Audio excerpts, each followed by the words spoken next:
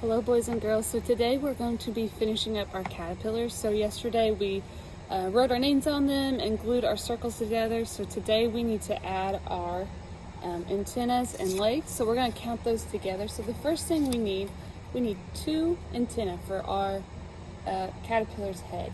So you should have a little brown piece of paper. It might look a little bit different than mine, but your teacher will give you one of these. And this is going to be for your antenna and your leg. So you need to think about how you want to cut this so that you have plenty of paper for both. And if you run out, that's okay. We can get you some more. So the first thing I'm going to do is I'm going to take my scissors.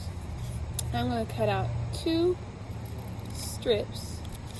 1, 2 for my antennas. Okay, so you guys can hold those up once you have them cut out. So we've got 1, 2, and you guys can, depending on what order your teacher wants to do, if you want to go ahead and glue those on. So we're going to glue these onto our head. So this is going to be my caterpillar's head, and you're just going to put it behind there. And those are his 2 antennae, and that's what all insects have. They have 6 legs, 2 antennae, they have 3 body parts. Okay. And then the next thing we need is you're going to take that same piece of paper and you're going to cut out 6 legs.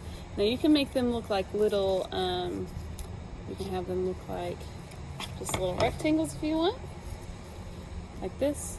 But with mine, I cut out triangles. So if you want to cut out some triangles, you just kind of turn your scissors and then you make a diagonal line just like that. And then you go the other way. And then you have a triangle cut out. So you need 6 of these because insects have 6 legs. So go ahead and cut out 6 legs when you get a chance. And those are just going to go on the bottom of your caterpillar. So you can put them in different spots. But all together, your caterpillar needs to have 6 legs. So go ahead and get that done.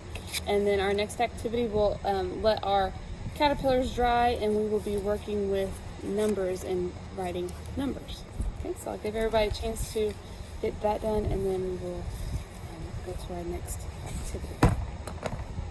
So the next thing I want to do is if you're in the classroom, you can get out, your teacher might want you to get out your Play-Doh or they might give you something else to do this with, but we're just going to practice writing and making our numbers. So if you're at home, you can do this with shaving cream, salt, sugar, some of the other things that we have done in the past, or if you have some Play-Doh, that would be great to get out as well.